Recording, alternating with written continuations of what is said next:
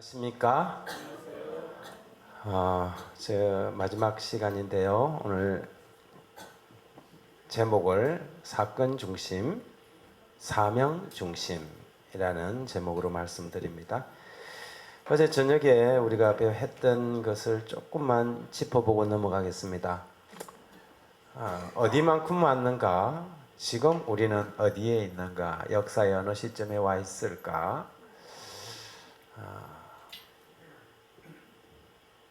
이미 그러나 아직 우리는 이 역사의 마지막 순간으로 점점점 다가가고 있습니다. 그렇다면 여기에 있는 것처럼 그러나 우리는 경거망동하면 안 됩니다. 호랑이 같은 눈으로 시대를 분별하지만 소처럼 충성스럽게 한 걸음씩 걸어가야 합니다. 제가 어제 말씀드린 것처럼 이 교회는 마지막 정결 과정, 연단의 과정을 거치게 될 것입니다. 여러분, 용광로에다가 무언가를 던질 때는 왜 던지죠? 순수한 것을 뽑아내기 위해서 그럽니다. 정결하게 하기 위함이죠. 불순물을 제거하기 위함입니다. 교회를 정결하기 위한 과정도 마찬가지입니다. 사실은 우리가 영원한 하늘로 가는 과정에서 우리가 정말로 하나님을 사랑하고 내 이웃을 사랑하라 하신 이 사랑의 계명이 우리의 삶의 동기가 되고 우리의 삶의 목표가 되고 우리의 살아가는 이유가 되어야 되지 않습니까? 그냥 단순히 어느 종교단체에 혹은 어떤 기호단체에 우리가 속해서 활동하는 것은 아니거든요. 우리는 분명한 사명이 있고 가야 할 목적이 있는 믿음의 사람들입니다. 그래서 성경에 보면 교회를 정결케 하는 과정에 용어들이 몇 개 나오는데 흔들림, 체질, 키질 이런 게 나와요. 흔들림은 어떤 사람들이 흔들려요? 뿌리가 없는 사람이 흔들려요. 그죠? 그래서 뿌리를 깊이 내려야 돼요. 이것은 우리가 믿는 신앙의 진리, 그 정체성에 관한 문제예요. 이 교회를 다니면서도 제가 어떤 사람을 봤냐면 한참 여기 가까운 데 있는 이 박사님이 조사심판 문제로 교회를 어렵게 할 때가 있었잖아요. 근데 어떤 장로님이 나는 이 교회 다니면서 20년 동안 장로하면서 조사심판 몰라도 장로하는데 아무 문제 없더라. 이런 이야기를 해요. 그래서 제가 그 이야기를 듣고 기겁을 했어요. 아니, 그런 사람이 장로를 하면 안 되죠. 제7일 안식일 예수 재림교회의 가장 핵심적인 가르침이 재림전 조사심판이거든요. 다른 모든 이 교리들은 다른 교회들하고 전부 혹은 일부를 다 하고 있어요? 나누고 있단 말이죠. 안식일에 관한 문제도 마찬가지예요. 우리만큼 안식일에 이 창조와 관련된 안식일을 다 깊이 깨닫지는 못했지만 안식일을 지키는 교단들이 있어요? 있어요. 사람의 사후 문제도 마찬가지예요? 마찬가지예요. 그런데 제7일 안식일 예수 재림교가 가지고 있는 아주 정말 우리만의 가장 독특한 그러나 가장 중요한 교리가 있다면 재림전 조사심판이에요. 제7일 안식일 예수 재림교의 장로라면 거기에 대하여 어떻게 해야 돼요? 가장 잘 알고 가장 명확하게 이해를 해야 되잖아요. 그런데 그게 부끄러운 줄도 모르고 그렇게 말을 하더란 말이죠. 상당히 심각한 이야기잖아요. 저는 그런 말을 하는 사람들은 흔들림에서 다 뿌리가 뽑힐 거라고 생각합니다.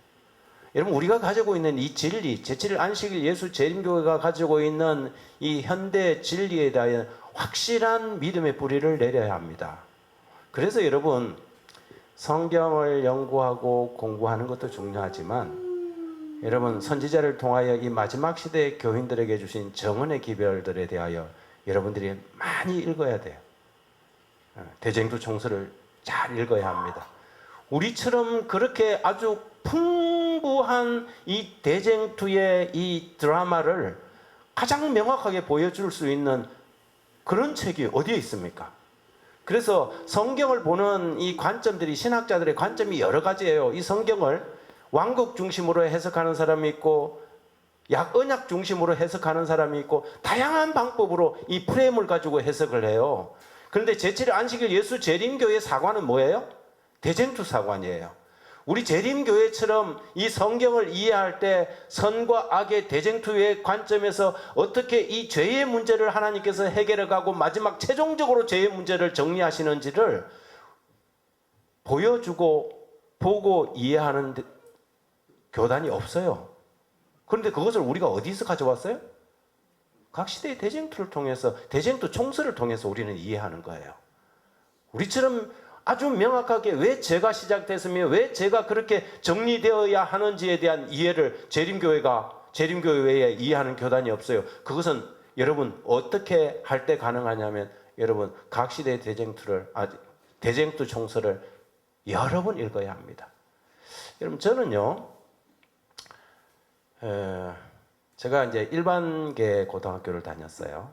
진주에서 일반계 고등학교를 다니다가 고등학교 2학년 때 수련회 가갖고 거기에 감동을 받아가고 신학 공부를 하기로 결정을 했습니다.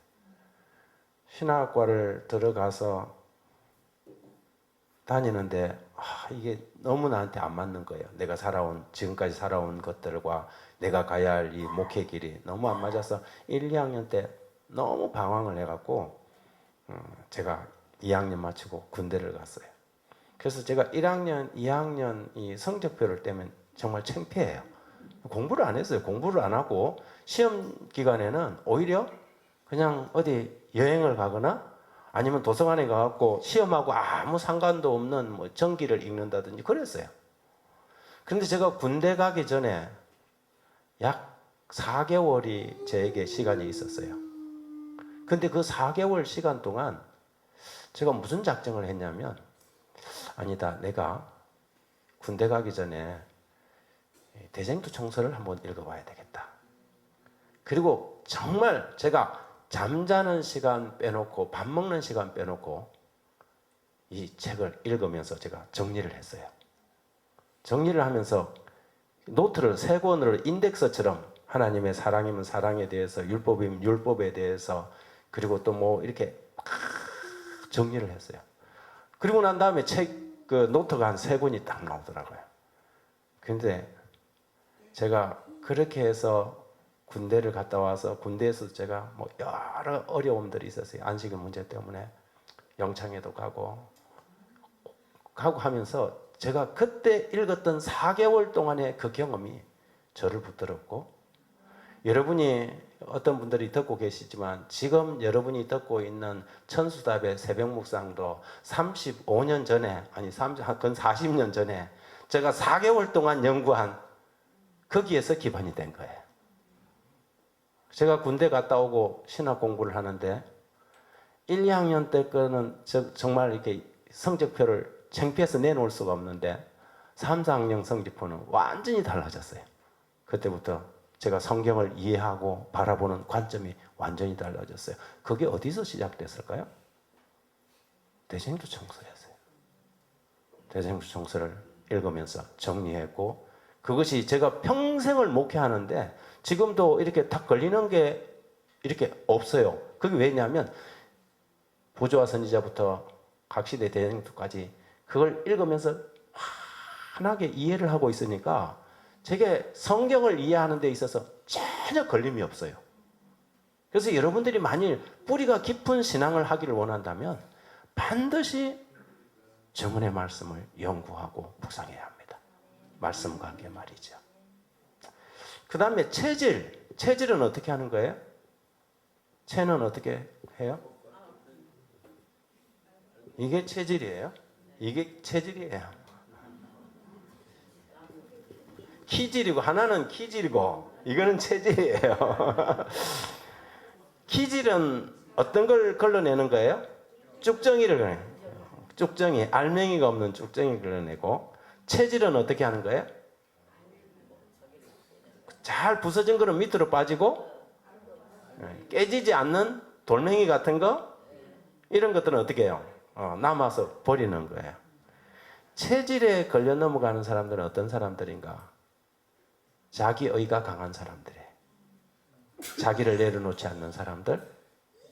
다시 말해서 이런 사람들은 자기의가 강하고 성령께 굴복하지 않는 사람들입니다. 자기가 강해서 성령께 굴복하지 않는 사람들 정결 과정에서 버려질 수밖에 없어요.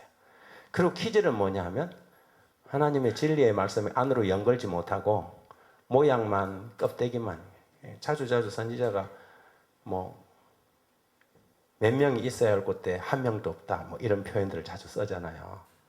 그만큼 뭐냐면 이 교회 안에 정말 이렇게 안에 진리의 말씀으로 이렇게 연결해야 되는데 형식적으로 이걸 자주 쓰는 표현이면 명목상의 그리스도인이라 그럽니다. 이름만 그리스도인이에요. 삶 자체가 전혀 진리를 따라오지 않는 것이죠. 그래서 이런 과정을 거치게 될 것입니다. 이 자리에 계신 모든 성도님들은 하나님의 말씀의 진리의 뿌리를 깊이 내리고 영적으로 연그러지고 그리고 날마다 성령께 굴복되는 삶을 살아가길 바랍니다. 자, 오늘 사건 중심인가 사명 중심인가의 말씀을 좀 합니다. 저기 잘 안 보이죠? 그 청년부 단톡방에 올라온 글입니다. 지훈이 오후 11시 41분에 아주 늦은 밤에 잠도 안 자고 전쟁설이 떴다 하고 링크를 하나 올렸어요. 그랬더니 수진이가 그걸 받아갖고 대지진 가능성 영상 이거 보세요. 다운이가 이건 마지막 때의 징조야 하고 캡처를 보내고 속보 자막을 내보냈어요. 근데 그때 하은이라는 아이가 혹시 근처에 사시는 분 우리 할머니 집에 정전이라는데 제가 지금 못 가는 상황인데 괜찮으면 좀 봐주실 수 있어요? 그랬어요. 그런데 거기 말은 묻혀버리고 그 다음에 지훈이 훅 또 링크 딱 떴어요. 수진이 실시간 방송 시작함. 그랬더니 리더가 기도합시다 그랬어요. 그런데 47분에 요한이라는 형제가 저 무슨 동 근처인데요. 바로 가볼게요. 하은 자매님 동호수 메일 주세요. 그랬어요. 메시지 주세요 했어요. 그랬더니 하은이가 읽고 메시지 드렸습니다.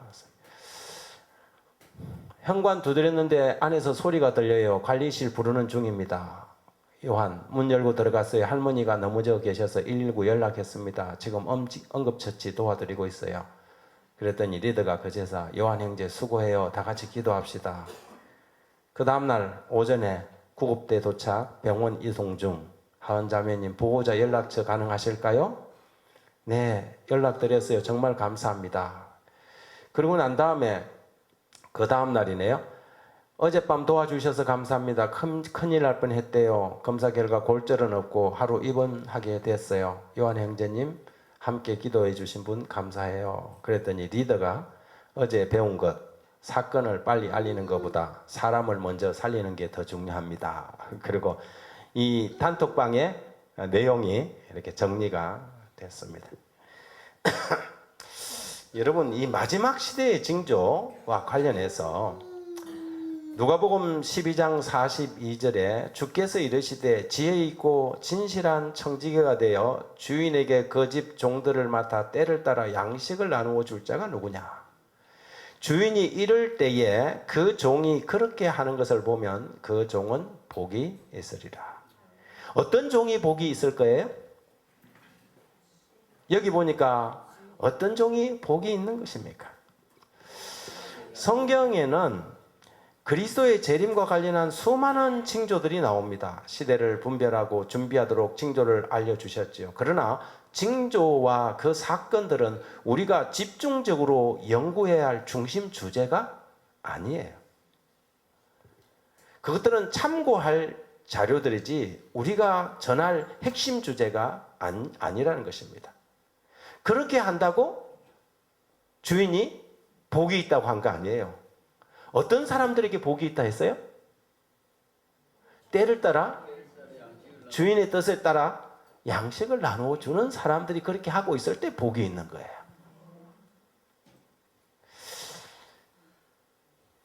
어떤 큰 집의 주인이 먼 길을 떠나면서, 제가 이거는 제 이야기가 아니고 성경에 있는 비유를 여러분들에게 각색해서 말씀드리는 겁니다.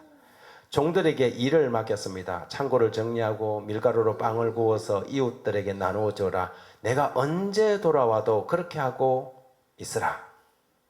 며칠이 지나자 한 종이, 이 종 이름이 문간입니다. 뭐라고요? 문간. 문간이라는 이 종은 항상 대문 앞에서만 서성했어요. 언제 주인이 오나 하고, 바람에 깃발만 풀려도 가슴이 퉁퉁퉁퉁하고 쫓아나가고 주인이 혹시 오나 하고 쳐다보고. 그런데 방은 항상 어질러져 있었고 부엌에 밀가루는 말라만 있었습니다. 다른 종들은 열심히 땀을 흘리면서 일을 하고 주인이 언제 오든지 주인을 만날 준비를 하면서 이웃들에게 빵을 구워서 나누어주고, 그 종들의 집에는, 부엌에는 향긋한 빵 냄새가 항상 진동을 했어요. 근데 문간이는 그런 것은 관심이 없고 항상 어디만 가 있어요? 문 앞에만 가갖고 주인 언제 오나, 이거만 문을 하루에도 수십 번 열어보는 거예요. 그런데 어느 날 새벽에 주인이 정문으로 안 오고 뒷문으로 들어왔어요. 부엌에는 가꾸운 빵 냄새가 났고 마당에는 이웃들이 따뜻한 빵을 받아 감사의 인사를 하고 있었어요. 주인은 종들에게 참 잘하였도다. 충성된 종아. 문 앞에서 꾸벅꾸벅 졸고 있던 문간이가 허겁지겁 쫓아 들어왔어요. 주인 보고, 주인님, 내가 주인님을 얼마나 기다렸는데요. 저는 주인님을 기다리느라고 날마다 문 앞에서 주인님을 기다리고 있었어요. 그랬더니 주인이 하는 말이, 나는 문을 지키는 눈이 아니라 사명을 지키는 손이 필요했다. 문을 지키는 눈이 아니라 사명을 지키는 손이 필요했다. 예수님의 제자들도 항상 어디에 관심이 많았냐면 언제, 그때, 항상 때에 관심이 많았어요. 그래서 마태복음 24장 24장 3절에 보면 예수께서 감람산 위에 앉으셨을 때 제자들이 조용히 와서 이르되 우리에게 이르소서 어느 때에 이런 일이 있겠사오며 주의 임하심과 세상 끝에는 무슨 징조가 있사오리까 하고 이런 데 관심이 많았어요. 그래서 예수님께서 마태복음 24장에 예수님의 재림의 징조에 대해서 좀 이야기해 주셨죠. 그것뿐만 아니라 사도행전에도 보면 1장 6절에 그들이 모였을 때 예수께 여쭈어 이르되 주께서 이스라엘 나라를 회복하심이 이때니까. 항상 때에 대해서 관심을 가지는 거예요. 그런데 여러분, 여기에 대해서 예수님께서 하신 대답은 항상 이랬어요. 마태복음에는 24장 14절에 이 천국 복음이 모든 민족에게 증언되기 위하여 온 세상에 전파되어야 하리니 그제야 끝이 오리라 그러세요.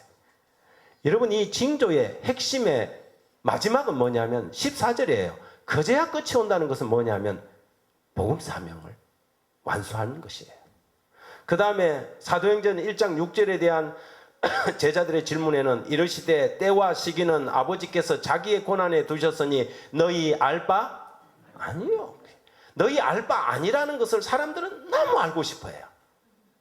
그리고는 오직 성령이 너희에게 임하시면 너희가 권능을 받고 예루살렘과 온 유대와 사마리아와 땅 끝까지 이르러 내 증인이 되리라. 종말의 사건만 추적하다가 정작 이웃사랑과 복음 전파라는 거룩한 삶의 본질을 놓쳐버리지 않도록 주의하라는 것입니다. 우리가 이 징조 중심의 삶을 살아갈 때 어떤 결과가 오느냐면 징조나 뉴스에 과도한 몰입감, 민감성을 가질 가능성이 있습니다. 그래서 여러분, 우리 교회 안에도 이런 일들이 많았어요. 2000년 Y2K 사건 아십니까? 2000년 되니까 뭐 Y2K 해갖고 우리 또 교인들 사이에 또 뭐 이렇게 막 문자 돌아다니고 2000년 되면 뭐 컴퓨터가 오작동을 일으켜서 어떻게 한다.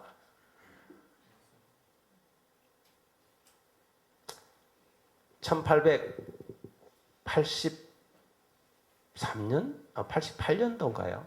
그때 제가 군대에 갔다 와서 고향교회를 갔더니 그때 이제 막 뭐가 있었냐면 주민등록 일제 그 인터넷에 등록하는 게 있었어요. 그래 고향교회가 바람이 막 불더라고요. 그게 뭐냐 하면 이게 이제 일요일 협령과 관련해서도 이야기를 하는 거예요. 우리 교회 여기저기에 보면 이런 이 소위 말하는 이 건강한 양식이 아니라 이런 이런 것에 너무 집요하게 관심을 가지고 그런 것만 먹고 이렇게 찾으러 다니는 사람들이 있는 거죠.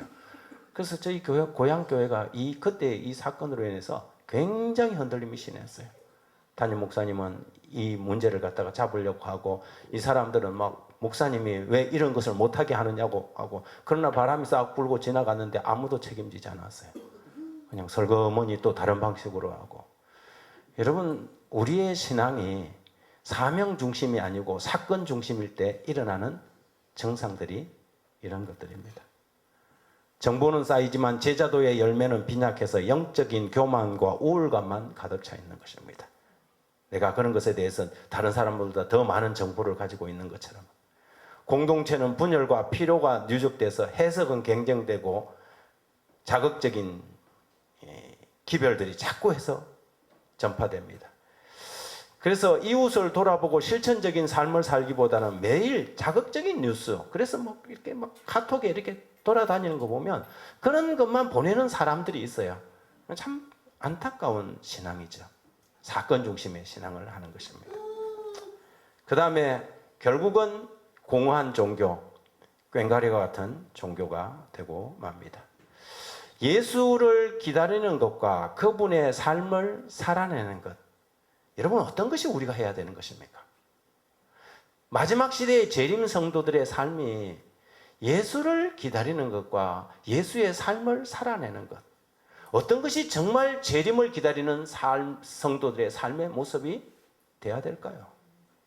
기다림과 살아냄의 차이는 예수를 기다리는 사람이 미래에 이루어질 예수를 기대하며 소극적으로 살아가는 것에 초점을 맞춘다면 예수를 살아내는 사람은 현재 자신의 삶에서의 예수의 삶을 본받아 능동적으로 살아가는 적극적인 신앙생활을 하는 것입니다.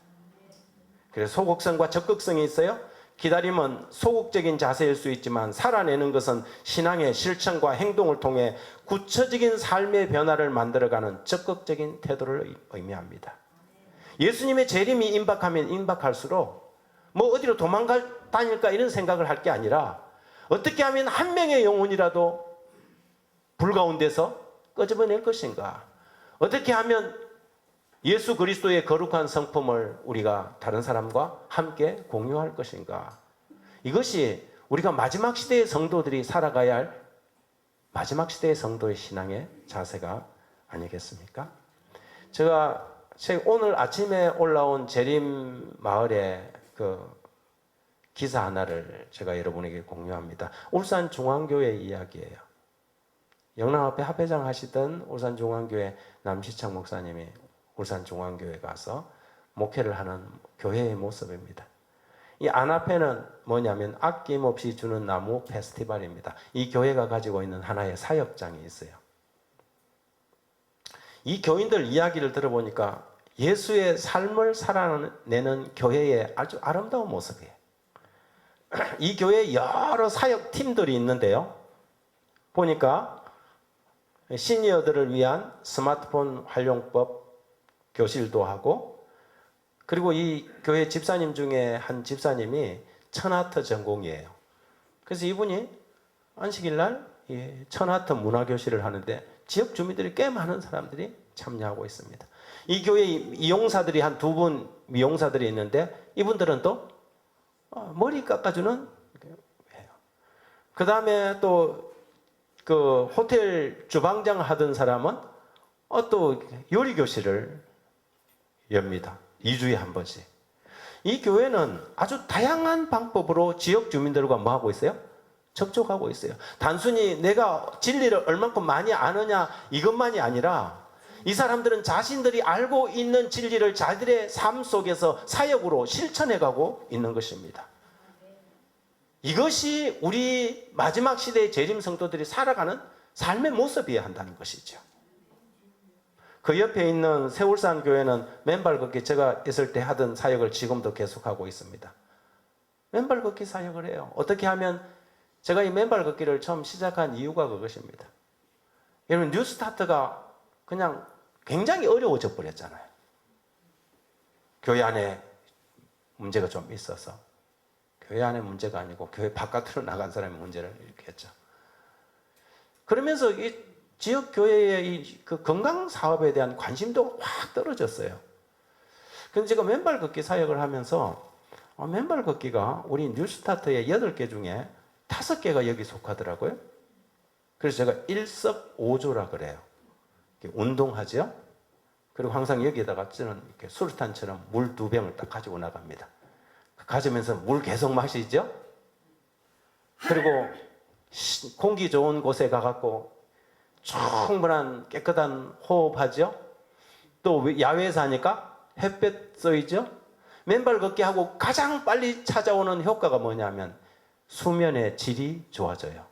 그럼 심의 문제가 또 올라가죠. 그러니까 뉴스타트 8가지 중에 5가지가 여기에 해당되더라고요. 제가 오늘 설악산 가서 그 케이블카 타는 데서 시작해갖고 그 육단 폭포 또 비룡 폭포 지나서 그 제일 위에 있는 폭포가 뭐죠? 그 폭포까지 그 전망대까지 올라갔다 왔어요. 맨발로. 사람들이 고개를 잘래잘래 흔들더라고요. 그런데 저는 이 맨발 걷기 하면서 굉장히 많은 제 자신이 여러 질병들이 치료가 되었어요. 제가 말은 안 했지만 과거에는 제 입 안이 이렇게 염증이 굉장히 많아요. 조금 피곤하면 이렇게 동전 같은 것들이 생겨갖고 막 말하는데 힘들고 그랬어요. 맨발 걷기 하면서 염증이 싹 사라졌어요. 그리고 한 30년 동안 제가 위염을 달고 살았어요. 제가 고등학교 때 그 자취생활하면서 그때 막 인문계 고등학교 다니면서 교복 입고 가고 하면서 맨날 자취하면서 먹은 게 라면이에요. 라면 그것도 생라면. 그러다 보니까 위장을 거의 다 버려서 조금 떡이나 떡볶이 같은 거 먹으면 바로 체하는데 제가 맨발 걷기를 하고 2년 전에 그 검진을 받더니 위가 깨끗해졌네요. 그래요. 그래서 제가 맨발 걷기를 하고 제가 가장 효과를 본 사람이에요. 그래서 제가 지금도 하루에 한 번은 반드시 맨발 걷기를 합니다. 새벽에 하든지 아니면 출장 갔다 오는 일이 있으면 저녁에라도 가서 맨발 걷기를 한 번씩 하고 옵니다. 그런데 그 맨발 걷기를 하면서 이것이 그냥 내 삶의 건강뿐만 아니라 지역사회, 그리고 우리가 맨발 걷기 울산 시민운동본부를 조직하면서 울산을 행복하게 시민을 건강하게라는 슬로건으로 지금 이제 멤버가 지금은 한 1,040명, 1,100명 가까이 정도 됩니다. 그래서 시에서 우리가 3,500만 원의 지원금을 받아서 행사를 한 모습입니다. 이 앞에 우리 교회 장로님들이 몇 분 계십니다. 시장님 옆에, 국회의원 옆에 우리 장로님들이 지금 앞에 서갖고 일을 하셔요. 한 번도 이런 일을 안 해보시던 분인데 맨발 걷기를 하면서 교회의 위상이 지역사회에서 쫙 올라갔어요. 여러분, 우리 그리스도인들은 진리를 이해하고 깨닫는 데서 멈추지 않고 그것을 우리의 삶으로 살아내는 것이 중요합니다. 그것이 예수님께서 바라시는 우리의 삶의 모습입니다. 요즘 최근에 이스라엘에서 가장 문제되는 사람들이 이 하레딤이라는 사람들입니다. 하레디라는 이 말의 복수어인데요. 하레딤은 그 이름의 의미 자체도 두려워하는 사람들이에요. 초정통파 유대교 신자 집단입니다. 무려 이 사람들의 인구가 120만이래요. 이스라엘 인구가 900만 밖에 안 돼요. 10%가 넘었었어요. 근데 이 사람들은 군대도 안 가요. 직장도 안 가져요. 여러분 이스라엘 여행 가보면 통곡의 배 같은 데 가서 하루 종일 뭐 이렇게 들고 이래 갖고 이것만 하고 있는 사람들이 있어요. 옷을 이렇게 입고. 근데 유대 사회에서 가장 골칫거리예요. 아기는 많이 넣는데요. 여러분 우리가 이 사람들은 맨날 뭐 하냐면 율법 공부만 해요. 소위 말해서 우리 같으면 뭐냐면 성경 연구만 한다는 거죠. 그런데 뭐는 하지 않아요? 사회에서의 자기의 책임과 어떻게 살아가야 되는 삶의 문제는 전혀 별개로 산다는 거예요.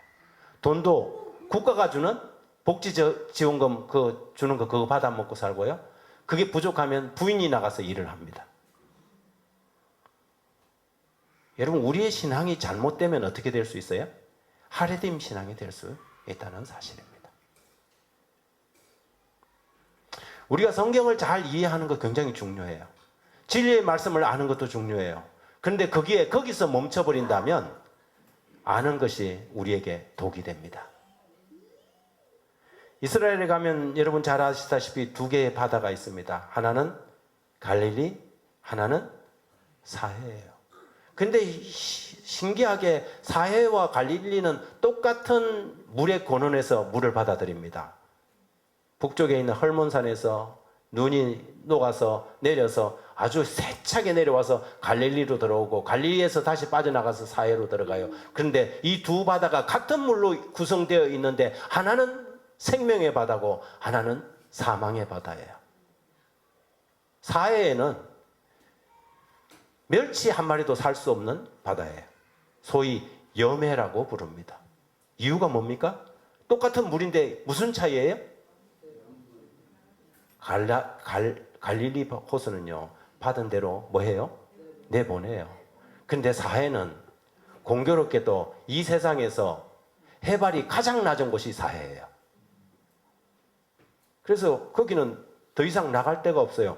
그냥 받아들이기만 합니다. 그리고 거기서는 그냥 수증기로 이렇게 증발만 해요. 그러니까 거기에 염분 수치가 너무 높아갖고 생명이 조금도 살 수가 없어요. 우리의 신앙이 갈릴리 신앙이 될 것이냐, 사해의 신앙이 될 것이냐. 여러분 많은 것을 배우고 이런저런 것을 사건 중심으로 연구를 하지만 그것을 예수 그리스도의 삶을 살아내지 못할 때 우리의 신앙은 사해처럼 죽어가게 된다는 것입니다. 예수님께서 마태복음 24장에서 징조에 대해서 말씀하셨어요. 그렇지만은 24장 42절에 결론적으로 그러므로 깨어 있으라. 어느 날에 너희 주가 임할는지 너희가 알지 못하느니라. 징조에 대해서 쫙 이야기하고 결론은 뭐냐면 그러므로 깨어 있으라. 그럼 어떻게 깨어 있는가? 그게 25장이에요. 우리는 징조에 대해서는 공부를 잘하고 하지만 그러므로 깨어 있으라. 예수님께서 어떻게 깨어 있을까요? 잠깐 기다려봐 하면서 새 이야기를 해준 거예요. 그것이 마태복음 25장이고 마태복음 25장에는 나오는 이 새 비유가 재림을 기다리는 주인이 오기를 기다리는 깨어있는 사람의 삶의 이야기를 세 가지로 해준 것입니다. 그 첫 번째 열처녀의 비유는 진리의 말씀을 아는 것에 그치지 않고 성령의 능력을 힘입어 삶에서 실천하는 살아있는 신앙을 살라는 메시지가 열처녀의 비유예요. 기름이 떨어졌다는 말이 무슨 말인가? 여러분 이것을 실물 교훈을 한번 잘 읽어보십시오. 기름이 떨어졌다는 것은 기름이 떨어진 5명의 처녀들이 기름을 정직에 안 가지고 있었다는 말이 아니고 그 말이 영적으로 뭔 말이냐면 성령께 굴복된 삶을 살지 않았다는 거예요. 그냥 배운 것은 많아요. 그래서 그들도 여전히 예수님을 기다리고 있는 처녀들이에요. 그런데 그들이 아는 만큼 그 진리를 그의 삶 속에서 실천하지 않았습니다. 그것이 그들이 기름이 떨어진 이유예요. 두 번째에 나오는 이 달란트의 비유는 하나님께 받은 달란트를 가지고 이웃을 위한 봉사의 삶을 살면서 다시 오시는 그리스도를 기다리는 것이 진정한 재림 준비임을 말해주는 것입니다. 그냥 자기가 가진 달란트를 묻어두지 않고 그것을 가지고 뭐 하는 거예요? 달란트는 쓰며 봉사할 때 그것이 뭐가 돼요? 증가하는 것입니다. 참된 성품은 하나님을 믿고 활용함으로 뭐 한다? 개발된다는 것이죠. 그리고 세 번째, 양과 염소의 비유는 예수님은 영광스러운 재림을 하시기 전에 우리 곁에 지극히 작은 자로 다가온다는 거예요. 우리가 하늘에서, 예수님을 재림 때 만나기 전에 우리는 우리의 현실의 삶 속에서 먼저 예수님을 만나야 합니다. 근데 그 예수님이 어떻게 다가온다고요? 지극히 작은 자의 모습으로 우리에게 다가옵니다. 어떻게 예수님을 기다릴까요? 양과 염소의 비유를 이야기해 준 것입니다.